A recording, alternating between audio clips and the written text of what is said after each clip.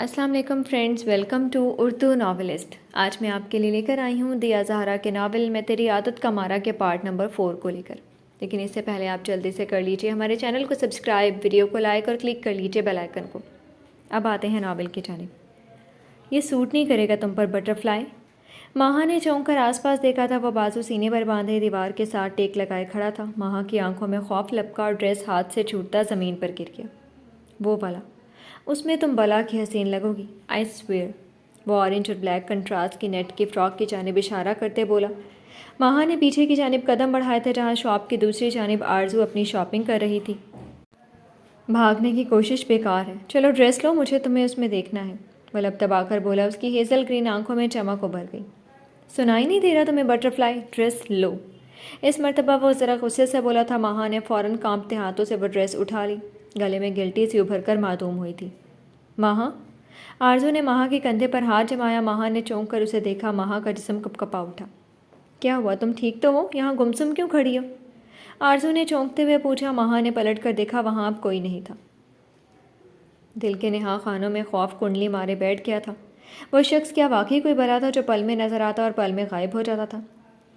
کچھ نہیں، چلے میری شاپنگ ہو گئی ہے، ماہا نے ڈریس لیتے آرزو سے کہا جو ہنکارا بھرتے باہر نکلی جہاں دانیال ان لوگوں کا انتظار کر رہا تھا۔ انہیں آتا دیکھ کر وہ چلنے لگا تھا۔ آرزو بھی اپنے بیگ سنبھالتی چلی جا رہی تھی، جبکہ ماہا بھی غائب دماغی سے ادھر ادھر دیکھتے چل رہی تھی۔ جب ایک پلر کے پاس اسے پھر سے الیگزینڈر نظر آیا تھا۔ ماہا کی آنکھیں خوف سے پھیل گئیں۔ وہ تیزی سے آرزو کے ساتھ ہوتی چلنے لگی تھی، ٹانگوں سے جسے جان نکلتی محسوس ہو رہی تھی۔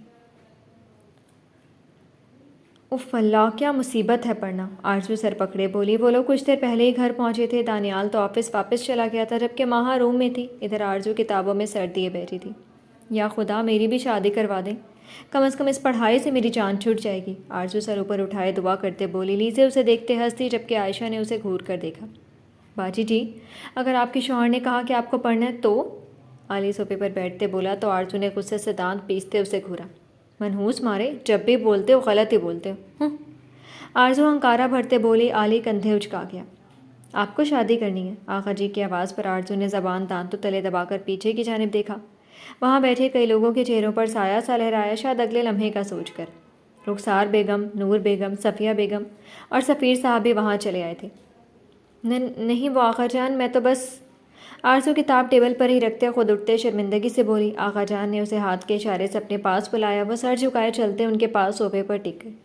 ویسے میں یہی بتانے آیا ہوں، میں نے تمہاری شادی طے کر دی ہے تمہارا انٹر کلیئر کرنے کے بعد، آقا جی اس کے سر پر ہاتھ رکھتے بولے۔ آرزو کا دل تیزی سے دھڑکا تھا، جبکہ باقی سب خاموشی سے اسے دیکھ رہے تھے۔ جاننا چاہو گی کس کے ساتھ؟ آقا جی پھر سے گویا ہوئے آرزو نے نظر اٹھا کر انہیں دیکھا۔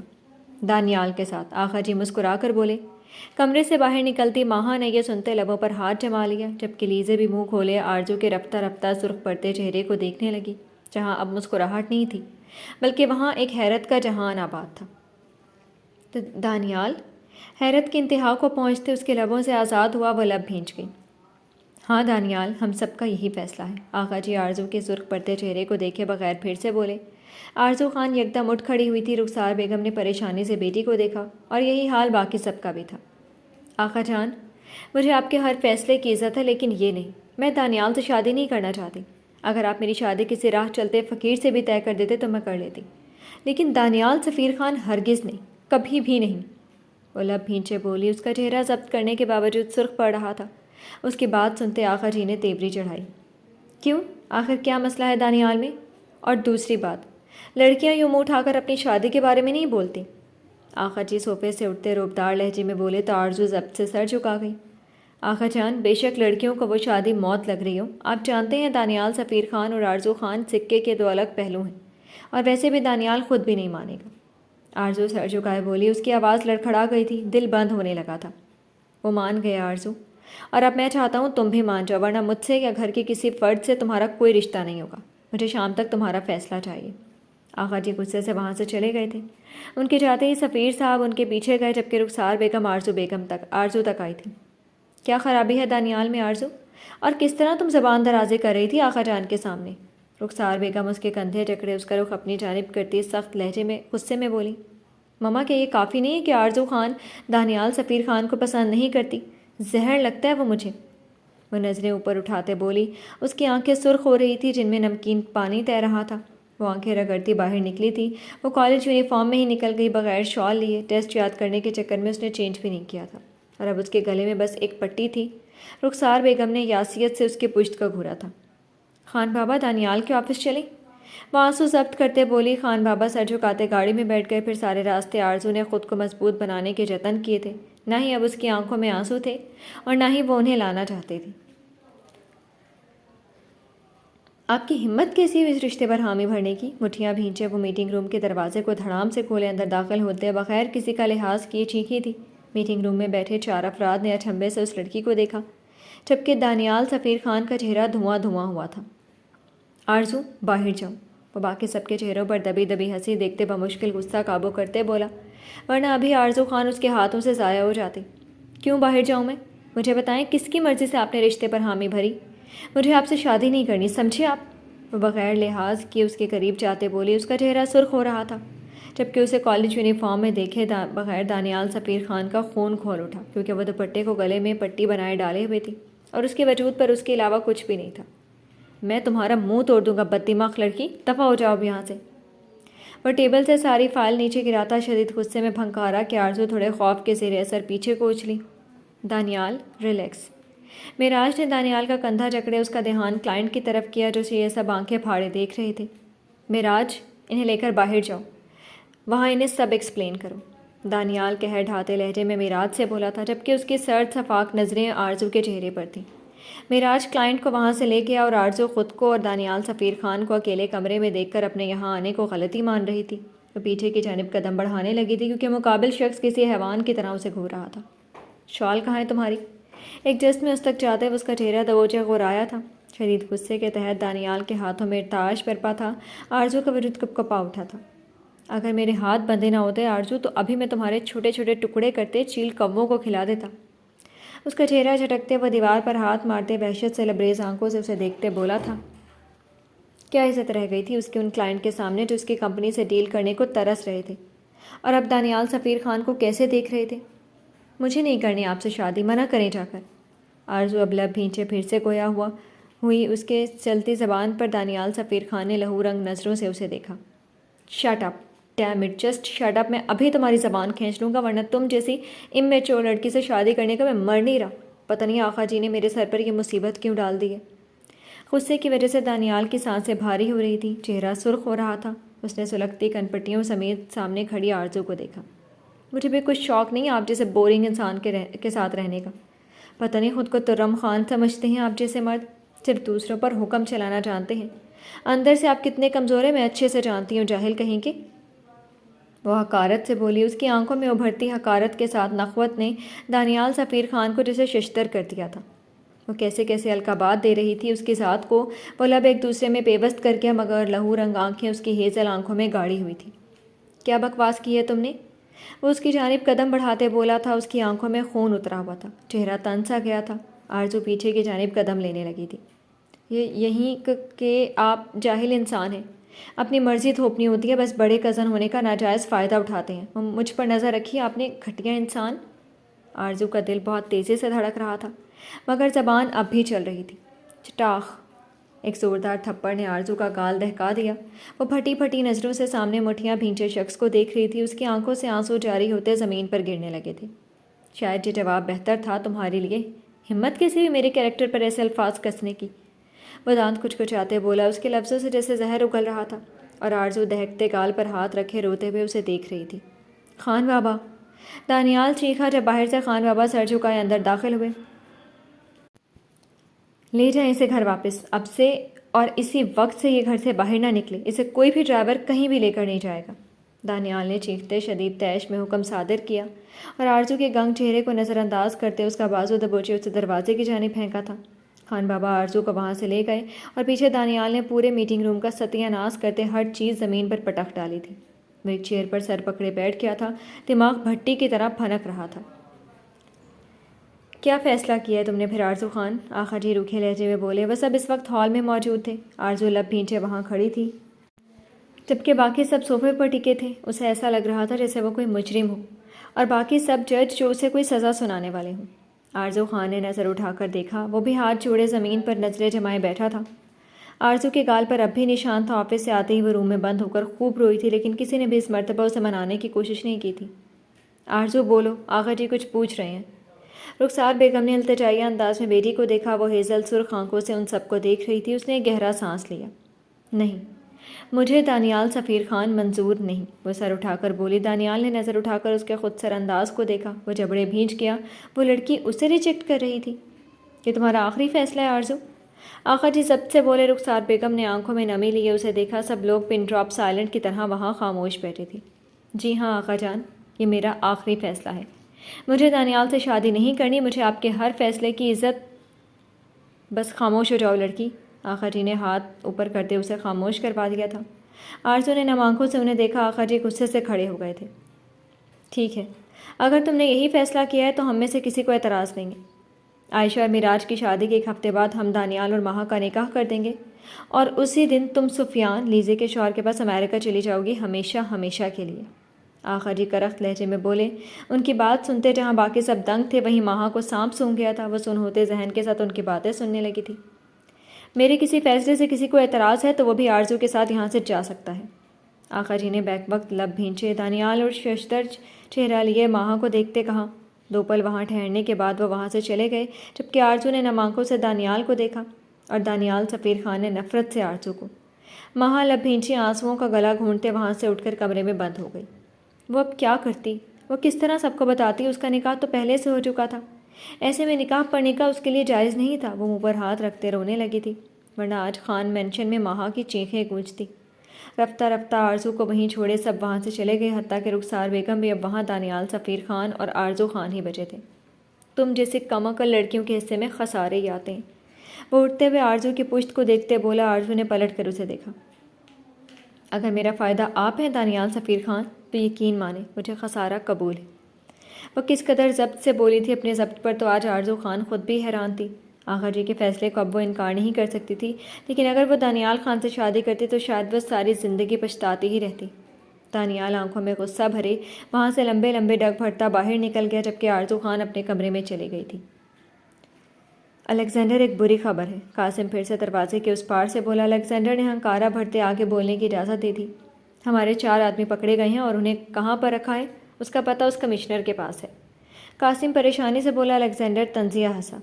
ٹھیک ہے، اس نے گویا بات ختم کی تھی۔ اب سے گھاڑ لبوں میں دبائے اس نے ہاتھ میں بندھی گھڑی کی طرف دیکھا جہاں رات کے 12 بج رہے تھے۔ بٹر فلائی، ٹھنڈی آہ بھرتے دھوئیں کے ساتھ اس نے وہ نام پکارا تھا۔ فون اٹھاتے اس نے مہا کا نمبر ڈائل کرتے فون کان کو لگایا۔ دوسری جانب مہا گھٹنوں میں سر دیے رونے میں مصروف تھی، فون پر ہوتی بیل کو اگنور کر کے۔ جب مسلسل بیل ہوتی رہی، مہا نے فون اٹھا کر دیکھا، یکدم اسے اپنے ہاتھوں میں ٹھنڈے پسینے آنے لگے تھے۔ بٹر فلائی، کہاں تھی تم؟ وہ سرد آواز میں بولا تو مہا نے سسکی کا گلا گھونٹا۔ سو رہی تھی، وہ اٹکتے لہجے میں بولی۔ مہا نے ذہن کے پردوں میں اس کے عکس کو یاد کیا۔ اچانک کہ وہ ہیزل گرین آنکھیں مہا کو اپنے ذہن پر سوار ہوتی محسوس ہوئیں۔ وہ سر چھٹک گئی۔ تم رو رہی تھی بٹر فلائی؟ پر کیوں؟ وہ سگار کا دھواں ہوا میں تحلیل کرتے گویا ہوا مہا کا سانس اٹک گیا۔ اس نے نظریں ادھر ادھر دوڑائیں تو وہ استہزائیہ ہنس دیا۔ ڈونٹ وری، کوئی کیمرہ فٹ نہیں کیا میں نے بٹر فلائی، مجھ پر تھوڑا یقین کرو، میں تو ابھی تمہارے گھر آیا ہی نہیں ہوں۔ الیگزینڈر لب دبائے بولا اور پھر سگار نیچے پھینک دی۔ مہا کے گلے میں گلٹی ابھر کر معدوم ہوئی۔ فون کیوں کیا ہے؟ مہا اٹکتے لہجے میں بولی۔ بے شک وہ یہاں نہیں تھا، لیکن اس کی سرد سی آواز ہی مہا کو جکڑنے کو کافی تھی۔ بٹر فلائی، مجھے ایک کام تھا تم سے، وہ مدھم لہجے میں بولا۔ بالکل رازدارانہ انداز تھا اس کا۔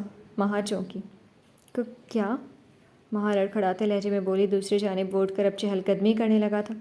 مجھے تمہاری طلب ہو رہی ہے، یاد آ رہی ہے تمہارے گھر کے باہر میری گاڑی کھڑی ہے، اس میں بیٹھو اور میرے پاس آ جاؤ۔ وہ عام سے لہجے میں بولتا مہا کی سانس اٹکا گیا۔ مہا نے حیرت سے متحیر ہوتی آنکھوں سے موبائل کان سے ہٹا کر موبائل کو دیکھا۔ نہیں، وہ نم آنکھوں سے بولی۔ تو پھر ٹھیک ہے، میں تحفہ قبول کرنے کو تیار ہوں۔ وہ طنزیہ وحشت بھری مسکراہٹ لیے بولا۔ مہا کی آنکھیں خوف سے پھیل گئی تھیں۔ نہیں پلیز، میں آ رہی ہوں، وہ روتے ہوئے بولی۔ Good my little butter fly, وہ شفافیت سے بولتا فون رکھ گیا۔ مہا فون بیڈ پر پھینکتے پھوٹ پھوٹ کر رو رہی تھی۔ آنکھیں رگڑتی وہ کمرے سے باہر نکلی۔ گھر میں اندھیرے کا راج تھا۔ وہ آہستگی سے باہر نکلی تھی اور پھر ایک پلر کی اوٹ میں چھپ گئی۔ وہاں گارڈز کھڑے تھے۔ وہ واپس اپنے کمرے میں آ گئی تھی۔ کارڈز ہیں، میں نہیں آ سکتی۔ مہا فون اٹھاتے اسے کال کرتے بولی۔ مہا نے شدت سے شکر ادا کیا تھا کہ شکر اب وہ نہیں جا سکے گی۔ 10 9 8 7 6 5 4 3 2 1 خلاص اب جاؤ، وہ پراسراری لیے بولا۔ مہا نے فون رکھتے باہر کی جانب قدم بڑھائے۔ جب وہ باہر نکلی تو وہاں سارے گارڈ زمین بوس ہوئے پڑے تھے۔ وہ آہستگی سے خوف سے لرزتے قدموں سے باہر نکلی۔ جہاں ہنری گاڑی کا دروازہ کھولے سر جھکائے کھڑا تھا، مہا سہمتی گاڑی میں بیٹھی تھی۔ ہنری گاڑی میں بیٹھتا، گاڑی سٹارٹ کرتا، اب گاڑی وہاں سے بھگا لے گیا۔ مہا سیٹ پر خالی ذہن کے ساتھ بیٹھی تھی۔ گاڑی ایک گھر کے آگے رکی۔ مہا نے اتر کر دیکھا یہ وہ گھر نہیں تھا جہاں وہ آئی تھی، یہ کوئی اور ہی گھر تھا۔ مہا تھوک نکلتے اندر داخل ہوئی تھی۔ وہاں اندھیرا ہی اندھیرا تھا۔ مہا گرتے پڑتے اندر کی جانب بڑھ رہی تھی۔ وہ گرتے گرتے بچی تھی کیونکہ الیگزینڈر نے اسے تھام لیا تھا۔ وہ الیگزینڈر کے بازوؤں میں تھی۔ جب اس نے مہا کو اپنی جانب کھینچا وہ اس کے چوڑے سینے سے آ لگی تھی۔ خوف سے ماتھے پر پسینے کے قطرے نمودار ہوئے۔ اتنا ڈر کیوں رہی ہو بٹر فلائی؟ او ہاں، مجھ سے ڈر رہی ہو؟ وہ اس کی گردن پر ہاتھ لپیٹے اس کا چہرہ اپنے چہرے کے قریب کرتا بولا۔ مہا اس کا چہرہ نہیں دیکھ پا رہی تھی اس قدر اندھیرے میں، لیکن اس کی تپش بھری سانسیں مہا کے چہرے پر پڑتی اسے دہکا رہی تھی۔ تمہیں ڈرنا بھی چاہیے بٹر فلائی، کیا پتا میں ادھر ہی تمہاری جان لے لوں، وہ سرد لہجے میں بولا۔ اس کے ہونٹ مہا کے گال سے مس ہوئے تھے۔ کیوں بلایا یہاں؟ مہا آنکھیں جھپکاتے کچھ دیکھنے کی کوشش کرتے بولی۔ الیگزینڈر نے اس کے بازو پر گرفت سخت کی۔ بہت سوال پوچھتی ہو تم، آہستگی سے اس کے لبوں سے چھوتے وہ مدھم سرد گمبھیر آواز میں بولا۔ مہا لرز کر رہ گئی۔ دوسرے ہی پل الیگزینڈر نے اس کا بازو چھوڑ دیا اور اس سے الگ ہوتا اسے جھٹکا دے گیا۔ مہا کے لبوں سے دل خراش چینخ نکلی تھی کیونکہ وہ نیچے گرنے والی تھی۔ الیگزینڈر نے فوراً سے اس کا ہاتھ تھاما۔ وہ ہوا میں ہی رک گئی۔ ڈرو مت، اتنی آسانی سے تمہیں ضائع نہیں کروں گا۔ وہ واپس سے اسے اپنی جانب کھینچ گیا۔ مہا کو اپنا دل بند ہوتا محسوس ہوا تھا۔ الیگزینڈر نے لائٹر نکالتے اسے جلایا۔ اس کے لائٹر سے ایک دھن نکلنا شروع ہوئی تھی۔ وہ میوزیکل لائٹر تھا۔ ہلکی زرد روشنی میں مہا اس کی سرد ہیزل گرین آنکھیں دیکھ رہی تھی۔ مہا کئی لمحے اس کی آنکھوں کو دیکھتی رہی تھی۔ جب الیگزینڈر نے آگے بڑھتے اس کے گال پر نرمی سے بوسہ دیا، مہا آہستگی سے آنکھیں میچ گئیں۔ وہ مسکراہٹ چہرے پر سجا گیا۔ میں نے تمہیں مارنے کے لیے یہاں بلایا ہے، اس کی گال کو لبوں سے مس کرتے وہ شفافیت بھرے لہجے میں بولتا مہا کو سہما گیا۔ مہا زور سے آنکھیں میچ گئیں۔ گھر جانا ہے مجھے، مہا خوف سے بولی۔ الیگزینڈر نے پیچھے ہو کر اسے دیکھا، لائٹر اپنے اور اس کے درمیان کیا۔ اب ان دونوں پر روشنی پڑ رہی تھی۔ مہا اس کی آنکھوں میں اترتی شفافیت کو دیکھ رہی تھی۔ وہ گھبرا کر 2 قدم پیچھے ہوئی تھی جب الیگزینڈر نے سختی سے اس کا بازو دبوچے اسے دیوار میں پٹخ دیا۔ مہا کو اپنا سر گھومتا محسوس ہوا تھا۔ اس کی آنکھوں کے سامنے یکدم وہ زرد روشنی بھی دھندلا گئی۔ وہ ہاتھ الیگزینڈر کی جانب بڑھاتے نیچے گرتی زمین بوس ہوئی تھی۔ اس کے کانوں میں آخری پڑنے والی آواز اس میوزیکل لائٹر سے نکلنے والی دھن کی تھی، اور پھر وہ آنکھیں موند گئی۔ اس کے سر سے خون کی ایک لکیر پھوٹی تھی، جبکہ الیگزینڈر مہا کے وجود کو ایک نظر دیکھتے، لائٹر بند کرتے، پاکٹ میں ڈالتے وہاں سے نکلتا چلا گیا تھا۔ پیچھے مہا کا وجود زمین پر بے ہوش پڑا تھا۔ کمشنر، میرے آدمی کب چھوڑے ہو؟ الیگزینڈر سگار لبوں میں دبائے بولا۔ دوسری جانب کمشنر جمشید خان نے شعلہ بار نظروں سے فون کو گھورا اور آفیسر کو فون ٹیپ کرنے کا اشارہ کیا۔ مجھے پکڑنے کے لیے بچوں کی طرح فون ٹیپ مت کرنے لگ جانا، ورنہ تمہاری ایک عدد خوبصورت بیٹی بھی ہے نا؟ وہ لبوں پر تنزیہ مسکراہٹ سجائے پرسکون لہجے میں بولتے جمشید خان کو چونکا گیا تھا۔ مہا؟ ان کے لبوں سے بے ساختہ مہا کا نام نکلا تو وہ مسکرا اٹھا تھا۔ ہاں وہی، میں نے دیکھا ہے اسے، بہت خوبصورت ہے وہ، اور تمہیں تو پتہ ہی ہے مجھے لڑکیوں کا بے حد شوق ہے۔ ابھی بھی وہ میرے قبضے میں ہیں۔ آدھے گھنٹے میں میرے آدمی کو چھوڑ دو ورنہ تمہاری بیٹی جنت نصیب کر جائے گی، الیگزینڈر سرد برفیلے لہجے میں بولا۔ تم مجھے ڈرا نہیں سکتے، وہ غرائے۔ ٹھیک ہے، گھر پتہ کروا لو، وہ اب بھی سکون دیتے لہجے میں بولا۔ جمشید صاحب نے فوراً گھر فون کیا تھا۔ صفیہ، مہا کہاں ہے؟ وہ پریشانی سے بولے، اور پھر ان کے ماتھے پر بلوں کا جال بکھر گیا۔ دانیال، تم لوگ بے ہوش سو رہے تھے، گارڈز کہاں تھے؟ وہ بھڑک گئے تھے کیونکہ وہ ڈیوٹی پر تھے، جبکہ باقی گھر والے صبح جب اٹھے تو گارڈز بے ہوش تھے، اور پھر ادھر جمشید خان کی کال نے سب کو فکر میں مبتلا کر دیا تھا۔ چھوٹے پاپا، یہ سب کس نے کیا؟ آپ پوری بات بتائیں، وہ غصے میں جبڑے بھینچے بولا۔ دانیال کا خون کھول رہا تھا۔ جمشید صاحب کے کیسز کے بارے میں وہ کچھ نہیں جانتا تھا کیونکہ وہ اس کا کام نہیں تھا، لیکن اب یہ سب جس نے بھی کیا تھا اس کے ٹکڑے ٹکڑے کرنے کو دل چاہ رہا تھا دانیال کا، کیونکہ اس نے اس گھر کی عزت کی طرف آنکھ اٹھائی تھی۔ کمشنر، تسلی کر لی تو یہ بھی سن لو، تمہاری بیٹی بے ہوش زخمی حالت میں پڑی ہے، نہ جانے کب تک زندہ رہے۔ جلدی کرو، جیسے ہی میرے آدمی مجھ تک پہنچیں گے تمہاری بیٹی کا پتہ تم تک پہنچ جائے گا۔ الیگزینڈر لب بھینچے بولا، ورنہ صفیہ خان کا نام سنتے اس کے اندر شعلے اٹھے تھے، جبکہ دانیال فون سے اس کی آواز سنتے مٹھیاں بھینچ گیا۔ دانیال، ہوش میں رہو، گھر پر رہنا، میں ماہا کو لے کر آتا ہوں، پھر سب کچھ بتاتا ہوں۔ جمشید صاحب سختی سے بولتے فون رکھ گئے، اور اب الیگزینڈر کے دیے گئے وقت پر انہیں اس کے آدمیوں کو چھوڑنا تھا، وہ اپنی بیٹی کو اس میں گھسیٹ نہیں سکتے تھے۔ تم بچو گے نہیں الیگزینڈر، جمشید صاحب غصے سے پھنکارے۔ Best of luck commissioner. وہ استہزائیہ ہنستے فون رکھ گیا۔ کمشنر جمشید خان نے غصے سے ٹیبل پر ہاتھ مارا تھا۔ اس نے آہستگی سے آنکھیں کھولی تھی، سر بھاری ہو رہا تھا۔ خالی ذہن سے ماہا نے چند پل چھت کو دیکھا اور پھر رونے کی آواز پر گردن گھما کر اپنی ماں کو، ماما۔ وہ تڑپتے سہمتے ماں کی آغوش میں چھپ گئی۔ یکدم ہر چیز ذہن کے پردوں پر رونما ہونے لگی تھی۔ ماہا کا حلق خشک ہوا، ہر کوئی وہاں موجود تھا سوائے آرزو خان کے۔ میری بچی، ٹھیک ہو تم؟ ماہا کے سر کے کنارے پر سفید پٹی بندھی ہوئی تھی۔ صفیہ بیگم آنسو صاف کرتے ماہا کا چہرہ ممتا سے تھامے بولی، جو خوف سے سہمی ہوئی تھی۔ ماہا بیٹا، وہاں کیسے پہنچی آپ؟ جمشید خان بیڈ کی دوسری سائڈ آ کر بیٹھ گئے۔ ہر کوئی اس کے بولنے کا منتظر تھا۔ ماہا کو لگا جیسے حلق میں کانٹے اگائے ہوں، اسے اس لمحے بولنا سزا لگ رہا تھا۔ بابا، وہ مجھے نہیں پتا، وہ لڑکھڑاتے لہجے میں بولی۔ جمشید خان نے لب کھینچ لیے، وہ انہیں سب سچ بتا دینا چاہتی تھی۔ وہ ماں کی آغوش میں جی بھر کر رونا چاہتی تھی، لیکن الیگزینڈر کی دھمکیوں نے ماہا کا سارا کانفیڈنس بریک کر دیا تھا۔ وہ ہلکے سے لرز رہی تھی۔ ٹھیک ہے، کوئی بات نہیں، اب آپ ریسٹ کرو، میں CCTV فوٹیج میں دیکھتا ہوں، جمشید خان نرمی سے بولے، جبکہ ان کی بات سنتے ماہا کی آنکھیں خوف سے پھیل گئیں۔ اگر انہوں نے سب دیکھ لیا تو وہ کیا جواب دے گی؟ وہ کیوں گئی تھی وہاں؟ ہاں، ریسٹ کرو میرا بچہ، شام کو عائشہ کی مہندی بھی ہے نا؟ صفیہ بیگم ایک بار پھر محبت سے اس کا ماتھا چومتے بولی۔ آہستہ آہستہ سب لوگ وہاں سے چلے گئے۔ باہر عائشہ کی مہندی کی تیاریاں ہو رہی تھی، گھر کو پیلے اور وائٹ پھولوں سے سجایا جا رہا تھا۔ آہستہ آہستہ سب اپنے کاموں میں مصروف ہو گئے، جبکہ ماہا بس اسی سوچ میں تھی کہ وہ کیا بتائے گی جب فوٹیج میں اسے خود باہر جاتا دیکھا جائے گا۔ آرزو بی بی، کہ آپ کے لیے خط۔ فیروزہ نے خاکی لفافہ آرزو کی طرف بڑھایا، جسے اس نے حیرت سے تھام لیا۔ میرے لیے؟ پر کس نے بھیجا، اور اس دور میں خط؟ آرزو نے چونکتے لیٹر اوپن کیا، جہاں بڑے الفاظ میں شروع میں اس کا نام لکھا ہوا تھا۔ آپ بہت خوبصورت ہیں آرزو خان، مجھ سے بات کریں پلیز، مجھے پیار ہو گیا آپ سے۔ یہ بس چند الفاظ تھے جو خط پر گھسیٹے گئے تھے۔ آرزو پڑھ کر حیران ہوئی تھی، ایسا لیٹر اسے کون بھیج سکتا تھا؟ اس نے مروہ کے بارے میں سوچا اور فوراً اسے کال کی۔ پہلے میرا موڈ بہت خراب ہے مروہ، اب کیا تم میرے ساتھ چھچورے لڑکوں والا سین بناؤ گی؟ آرزو کال کرتی ہی بھڑک کر بولی۔ دوسری جانب مروہ حیرت سے موبائل کو دیکھ رہی تھی۔ او بہن، اتنی بھی تو حسین نہیں کہ میں تیرے ساتھ سین بناؤں، ہوا کیا ہے؟ مروہ سکون سے بولی۔ آرزو نے لیٹر کی طرف دیکھا، وہ واقعی مروہ کی ہینڈ رائٹنگ نہیں تھی۔ جلدی جلدی میں وہ یہ دیکھنا تو بھول ہی گئی تھی۔ یار، ایک لیٹر بھیجا ہے کسی نے مجھے۔ آرزو لیٹر کو الٹ پلٹ کر دیکھتے بولی۔ مروہ بھی حیران ہوئی تھی۔ ویٹ۔ آرزو نے فون کان سے ہٹاتے دروازے پر ہوتی دستک کو دیکھا، لیٹر جلدی سے کتاب میں چھپایا اور دروازہ کھول دیا۔ فیروزہ ہاتھ میں ایک اور خاکی رنگ کا لفافہ پکڑے کھڑی تھی۔ آرزو نے حیرانگی سے لفافہ پکڑا۔ مجھے پتہ ہے آپ بھی مجھ سے محبت کرتی ہیں، آپ کے ہونٹوں پر ابھرنے والی مسکراہٹ میری محبت کی گواہ ہے۔ ایک اور سطر تھی، آرزو نے حیرانگی سے پڑھی، اور دوسری جانب مروہ نے کہا لگایا، یہ تو تیرا دیوانہ نکلا۔ مروہ ہنستے ہوئے بولی۔ آرزو نے موبائل کو گھورتے واپس کان کو لگایا۔ بکواس مت کر یار، پتہ ہے کیا ہو رہا ہے ادھر؟ اگر کسی نے ان لیٹر کو دیکھ لیا تو سب مجھے غلط سمجھیں گے، کیونکہ میں نے انکار کیا تھا رشتے سے، سب یہی سمجھیں گے مجھے کسی اور سے محبت تھی۔ آرزو پریشانی سے بولی۔ مروہ بھی اب فکر مند ہوئی تھی۔ بھیجنے والے کا نام نہیں لکھا کیا؟ مروہ اب سیریس انداز میں بولی۔ آرزو نے لفافہ الٹ پلٹ کر دیکھا۔ نہیں۔ آرزو لب کو چلتے ہوئے بولی۔ مروہ نے ہنکارا بھرا۔ شادی ہو جانے دے سکون سے، پھر دیکھتے ہیں اس دیوانے کو، تب تک تم دھیان رکھنا۔ مروہ اسے تسلی دیتے بولی، اور آرزو نے کہتے فون رکھ دیا، لیٹر اٹھا کر فزکس کی کتاب میں رکھ دی۔ اب اسے تیار ہونا تھا عائشہ کی مہندی کے لیے۔ اس گھر میں یہی آخری خوشی بھرے لمحے تھے اس کے لیے، جنہیں وہ گنوانا نہیں چاہتی تھی کسی بھی لیٹر کے بس۔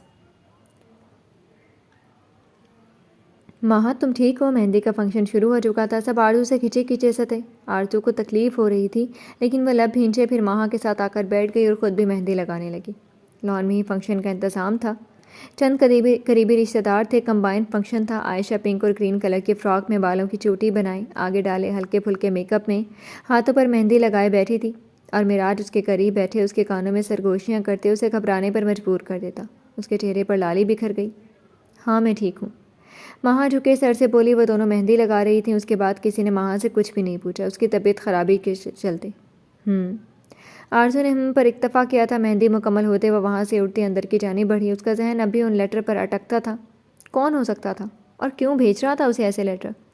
بے خیالی میں ہی فرش پر گرے پانی پر اس کا پاؤں پھسلا اور وہ لڑکھڑا کر آگے کی جانب گرنے لگی تھی، لیکن اس سے پہلے سامنے آنے والے شخص کے دل کے مقام پر ہاتھ رکھتے وہ تقریباً گرنے سے بچی۔ آرزو نے سر اٹھا کر دانیال کے دھواں دھواں ہوتے چہرے کو دیکھا۔ وائٹ کرتے میں وہ اس وقت بلا کا ہینڈسم لگ رہا تھا۔ اس کی نیلی آنکھیں کناروں سے سرخ پڑنے لگی، گردن نیچے کی اس نے اپنے کرتے کی جانب دیکھا، وہ ابھی بھی اوپر سے ریڈی ہو کر آیا تھا۔ سوری۔ آرزو نے اپنا ہاتھ ہٹایا اور مہندی سے بھرا ہاتھ ڈیزائن دکھاتا دانیال کے دل کے مقام پر کرتے پر چھپ گیا۔ آرزو نے دانتوں تلے لب دبائے۔ اندھی ہو گئی ہو تم یا دماغ خراب ہو گیا تمہارا؟ یہ کیا کیا تم نے؟ دانیال اس کی کلائی جکڑے غصے سے پھنکارا۔ آرزو نے لب بھینچے۔ غلطی سے ہو گیا، آپ بھی تو دیکھ سکتے تھے نا، آپ اندھے تو نہیں تھے۔ ایک لیٹر کی ٹینشن، اوپر سے دانیال کا غصہ کرتا لہجہ۔ آرزو کا دماغ گھما گیا۔ سب کچھ اس کے ساتھ ہو ہی دانیال سفیر خان کی وجہ سے رہا تھا۔ زبان سنبھال کر بات کرو آرزو خان، ورنہ میں زبان کاٹ کر ہاتھوں میں تھما دوں گا۔ وہ اس کی کلائی جھٹکتے بولا۔ آرزو کو اپنی کلائی میں درد اٹھتا محسوس ہوا۔ اتنا غصہ کیوں کر رہے ہو؟ سوری بول رہی ہو نا، یا پھر یہ غصہ کسی اور بات پر ہے؟ آپ ایک لڑکی سے ریجیکٹ ہو گئے، کہیں اس بات کا غصہ تو نہیں ہے؟ آرزو طرز کھاتے لہجے میں طنزیہ مسکراہٹ چہرے پر سجائے بولی۔ دانیال کے ماتھے پر 3 بل نمودار ہوئے، وہ سخت غصے سے اسے گھور رہا تھا۔ بکواس بند کرو اپنی، تم مجھے کیا ریجیکٹ کرتی؟ میں خود تمہیں گھر کی نوکرانی سے زیادہ حیثیت نہیں دیتا۔ اس کا منہ دبوچے وہ شعلہ بار نظریں اس کے چہرے پر گاڑے بولا۔ آرزو نے غصے سے اس کی جانب دیکھا۔ بد دماغ لڑکی۔ غصے سے اس کا چہرہ چھوڑے وہ واپس اوپر کی جانب بڑھ گیا، جبکہ آرزو نے غصے سے اس کی پشت کو گھورا اور کمرے میں چلے گئی۔ واش روم میں جاتے ہاتھ دھوئے۔ مہندی تو اب خراب ہو چکی تھی، آج کا دن ہی خراب ہے۔ اس نے واپس سے وہ لیٹر اٹھائے، انہیں اچھے سے دیکھا۔ اچانک ایک کونے میں اسے کچھ نظر آیا تھا۔ آرزو نے دھیان سے دیکھا تو وہاں انگریزی حرف ڈی لکھا ہوا تھا۔ آرزو نے چونک کر دوسرا لیٹر دیکھا، وہاں بھی ڈی لکھا تھا۔ تو کیا اس کا نام ڈی سے شروع ہوتا تھا جس نے یہ سب مجھے بھیجے؟ آرزو آ جاؤ ڈانس کریں۔ نیزے کی آواز پر آرزو نے جلدی سے خط واپس فزکس کی کتاب میں رکھے اور باہر کی جانب بڑھ گئی۔ آرزو تم شادی کے لیے مان جاؤ تو ہمیشہ یہی رہو گی۔ باہر کی جانب جاتے لیزے نے افسردگی سے کہا تو آرزو نے ایک نظر اسے دیکھا۔ ان سب باتوں کا کوئی فائدہ نہیں ہے، میں شریف بندی ہوں، میں ماں کے حق کی طرف نہیں دیکھنا چاہتی۔ آرزو ہنستے ہوئے بولی۔ لیزے نے افسوس سے سر ہلایا۔ وہ جانتی تھی آرزو تکلیف میں ہے، لیکن کسی کو بتا نہیں رہی۔ سب لوگ جو اس سے ناراض تھے، حتیٰ کہ اس کی ماں بھی، تو وہ کیسے خوش ہو سکتی تھی؟ سب لوگوں نے کافی انجوائے کیا تھا۔ آرزو بھی بظاہر سب بھلائے ڈانس کرتی رہی، سب کو چھیڑتی رہی، لیکن گھر والوں کی خاموشی اسے شدت سے چبھ رہی تھی۔ مہندی کا فنکشن تمام ہو گیا۔ رات کے 1 بجے سب لوگ اپنے اپنے کمروں میں چلے گئے تھے۔ خوبصورت لگ رہی تھیں آپ۔ عائشہ کو دیکھتے معراج نے گردن جھکاتے آہستگی سے کہا۔ وہ دونوں پلر کے پاس کھڑے تھے، سرد ہوا ان کو چھو کر گزر رہی تھی۔ آج کی رات ہے، پھر میں آپ سے اپنی محبت کا اظہار لوں گا۔ معراج جھکتے اس کی گال پر اپنی بیئرڈ رگڑتے بولا۔ عائشہ کے جسم میں سنسنی سی دوڑ گئی، شرم سے پلکیں بھاری ہو گئی۔ آپ کی خاموشی نہیں چلے گی تب تک۔ وہ ہاتھ کی پشت سے اس کی سرخ پڑتی گال کو سلاتے ہوئے بولا۔ عائشہ کے لبوں پر ہلکی مسکراہٹ تھی۔ گلا کھنکھارتے لیزے نے ان دونوں کی دھیان اپنی جانب کروایا۔ بڑی مما بول رہی ہیں عائشہ کو کہ وہ ریسٹ کرے، صبح بہت خاص دن ہے نا معراج بھائی، پھر آپ کے کمرے میں ہی پائی جائے گی یہ۔ لیزے لب دبائے بولی۔ معراج نے سر کو خم دیا، جبکہ عائشہ سرائیت سے اس کے قریب سے نکلتی لیزے کے ساتھ آگے کو بڑھ گئی۔ اس نے پلٹ کر معراج کی مسکراتی نظروں میں دیکھا اور پھر سر جھکائے وہ اپنے روم میں چلی گئی۔ معراج بھی وہاں سے اپنے کمرے میں چلا گیا تھا۔ بٹر فلائی بیڈ پر لیٹے وجود کو دیکھتے الیگزینڈر نے اپنا نقاب اتارتے سائڈ ٹیبل پر رکھا اور ہیڈ بھی اتار دی۔ اس نے ایک نظر ماہا کو دیکھا جو اسی ڈریس میں سو گئی تھی، ہلکے پیلے اور وائٹ کلر کے کنٹراسٹ فراک میں بالوں کو کھلا چھوڑے۔ اس کا نازک سراپا واضح تھا، آدھا کمفرٹر اس پر تھا اور آدھا زمین پر۔ کھلے بال تکیے پر بکھرے تھے اور چہرے پر ہلکا خوف تھا۔ اس کے قریب جاتے اس پر کسی گھٹا کے مانند چھا گیا۔ یہ بٹر فلائی، اس کے ماتھے کو چومتے وہ مدھم آواز میں بولا۔ خود پر بوجھ محسوس کرتے ماہا نے مندی مندی سی آنکھیں کھول کر دیکھا اور پھر خوف سے اس کی آنکھیں پوری واہ ہوئی تھیں۔ یہ یہاں کیسے؟ اس کے الفاظ منہ میں ہی کہیں گم ہو گئے۔ جب الیگزینڈر نے شدت سے جھکتے اس کی شہرک پر اپنے ہونٹ رکھے تھے، ماہا کی ہارٹ بیٹ تیز ہوئی۔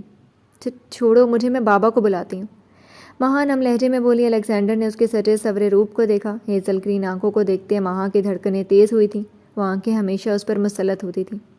ٹھیک ہے، آج سسر صاحب سے بھی مل کر جاتے ہیں، وہ سکون سے بولا۔ ماہا کی بیک بون میں سرسراہٹ ہوئی تھی۔ تو تم نے مجھے مارنے کی کوشش کی؟ وہ روتے ہوئے بولی۔ الیگزینڈر نے اس کے ماتھے پر بندھی پٹی کو دیکھا اور نرمی سے جھکتے وہاں اپنے لب رکھ دیے۔ میں نے بتایا تھا بٹر فلائی، تمہیں مارنے کے لیے وہاں بلایا تھا، میں مذاق نہیں کرتا، وہ سرد آواز میں بولا۔ ماہا کی سانس حلق میں اٹک گئی۔ اسے لگا تھا وہ ویسے ہی اسے ڈرانے کو بول رہا ہوگا، لیکن ایسا کچھ نہیں تھا۔ کیوں کر رہے ہو یہ سب؟ وہ نم آنکھوں سے بولی۔ الیگزینڈر کے لبوں پر استحصائیہ مسکراہٹ ابھری۔ بس یوں ہی راہ چلتے تم اچھی لگی مجھے، وہ کندھے اچکا کر بولا۔ مہا نے حیرت سے پھیلتی آنکھوں سے اسے دیکھا، وہ صاف جھوٹ بول رہا تھا۔ خیر چھوڑو ان سب باتوں کو، بٹرفلائی بہت خوبصورت لگ رہی ہے، مجھے مارنے کا ارادہ ہے؟ آنکھوں میں چمک لیے وہ اس کے چہرے پر جھکتے بولا۔ مہا سختی سے لب بھینچ گئی۔ وہ آہستگی سے جھکتے اس کے کندھے پر اپنا پرتپش لمس چھوڑے اس کے کان کے لو کو لبوں سے دبا گیا۔ دانیال! مہا زور سے چلائی، وہ جانتی تھی اس وقت صرف دانیال ہی جاگ رہا ہوگا۔ مدہوشی میں اس پر جھکے الیگزینڈر نے سرخ ہوتی نظریں اٹھا کر ہنستے ہوئے اسے دیکھا۔ ڈرا رہی ہو مجھے بٹرفلائی؟ اتنی ہمت؟ اس کے لبوں کو ہلکے سے کاٹتے وہ طنزیہ مسکراہٹ کے ساتھ بولا۔ مہا نے شدید غصے سے اسے گھورا۔ دانیال میرا منگیتر ہے، شادی ہونے والی ہے میری اس سے۔ مہا اس مرتبہ ہمت کرتے ہوئے الیگزینڈر سے سرد لہجے بولی۔ الیگزینڈر نے سرد نظروں سے اسے دیکھا۔ اچھا پھر تو سب سے پہلے اس کی موت آنی چاہیے، چلو آ لینے دو اسے۔ کوٹ سے ریوالور نکالتے الیگزینڈر بیڈ پر بیٹھتے بولا۔ اس کی آنکھیں سرخ پڑ رہی تھیں جبکہ چہرے پر چٹانوں سے سختی تھی۔ مہا کا دل خوف سے بند ہونے لگا۔ مہا تم چیخیں کیوں؟ دانیال دروازہ بجائے بولا اور الیگزینڈر نے دانت کچکچاتے ریوالور کا رخ دروازے کی طرف کیا۔ وہ اب مہا کو سخت نظروں سے دیکھ رہا تھا۔ نو پلیز، روتے ہوئے نفی میں سر ہلا گئی۔ مجھے نفرت میں بھی اپنی چیزیں دوسروں کے پاس پسند نہیں، میں انہیں برباد کر دیتا ہوں کسی دوسروں کو دینے کے بجائے۔ مہا کے بال مٹھی میں جکڑے وہ لفظ چبا چبا کر ادا کرتے بولا۔ مہا کو اپنے بالوں میں درد اٹھتا محسوس ہوا، آنکھوں سے کئی آنسو پھسل گئے۔ مہا ٹھیک ہو تم؟ دانیال کی پھر سے آواز ابھری تھی۔ الیگزینڈر نے سخت نظروں سے مہا کو دیکھا۔ جی وہ مجھے ایک برا خواب آیا تھا، میں ٹھیک ہوں، اب آپ جائیں۔ مہا سسکیوں کا گلا گھونٹتے بولی۔ الیگزینڈر کے ہاتھوں میں اب بھی مہا کے بال مضبوطی سے جکڑے ہوئے تھے۔ اوکے، دانیال اتنا کہتے وہاں سے چلا گیا، جبکہ الیگزینڈر نے مہا کے بالوں کو چھوڑتے اس کی کمر میں ہاتھ ڈالتے اسے اپنی جانب کھینچتے اس کے لبوں کو قید کیا تھا۔ مہا کی آنکھیں متحیر ہوئیں جبکہ الیگزینڈر اپنی ساری وحشتیں مہا کے ہونٹوں پر لٹا گیا۔ وہ اس سے دور ہوتا ریوالور کی نوک مہا کی ٹھوڑی پر ٹکا گیا۔ مجھ سے دغا کی ایک ہی سزا ہے، موت، وہ گن سے اس کی ٹھوڑی پر دباؤ دیتے سرد برفیلے لہجے میں بولتا۔ مہا کی روح فنا کر گیا۔ بٹرفلائی الیگزینڈر نام ہے میرا، ایک کلر ہوں میں، اور لوگ مجھے ڈیڈلی گینگسٹر کے نام سے جانتے ہیں۔ میں تباہ کر دینے کے لیے مشہور ہوں، خاموشی سے وہی کرو جو میں کہتا ہوں۔ گن اپنے کوٹ میں رکھتے وہ دباؤ دیتے لہجے میں بولا۔ مہا نے نفی میں سر ہلایا تو الیگزینڈر نے تیوری چڑھائے اسے دیکھا۔ تمہارے ڈیڈ کے پاس ایک بلو کلر کی فائل ہے، مجھے وہ کسی بھی طرح لا کر دو ورنہ تمہارے ڈیڈ کی ضمانت نہیں دیتا میں۔ وہ بیڈ سے اٹھتے واپس سے ہیٹ پہنتے بولا۔ مہا نے روتے ہوئے اسے دیکھا۔ وہ خاموشی سے مہا کے کمرے سے کھڑکی کے تھرو نکل گیا۔ مہا نے بھاگ کر کھڑکی بند کی تھی۔ وہ بیڈ پر بیٹھتے پھوٹ پھوٹ کر رو دی۔ الیگزینڈر تو پھر ڈیل فائنل کرتے ہیں، لیکن وہ کمشنر، اس کا کیا کرو گے؟ وہ ہمیشہ تم پر تاک لگائے بیٹھا ہوتا ہے۔ وہ لوگ ایک اندھیرے کمرے میں تھے جہاں زرد بلب وہاں صحیح سے روشنی پہنچانے سے قاصر تھا۔ الیگزینڈر کی کرسی کے سامنے میز تھا اور دوسری جانب دو لوگ بیٹھے تھے۔ میز پر طرح طرح کے ہتھیار پڑے ہوئے تھے جن کی ڈیل الیگزینڈر کر رہا تھا۔ یہ ہتھیار کمشنر کے ڈپارٹمنٹ کے ہی ہیں، وہ میرا کچھ نہیں بگاڑ سکتا، اس کی بہت قیمتی چیز میری مٹھی میں ہے۔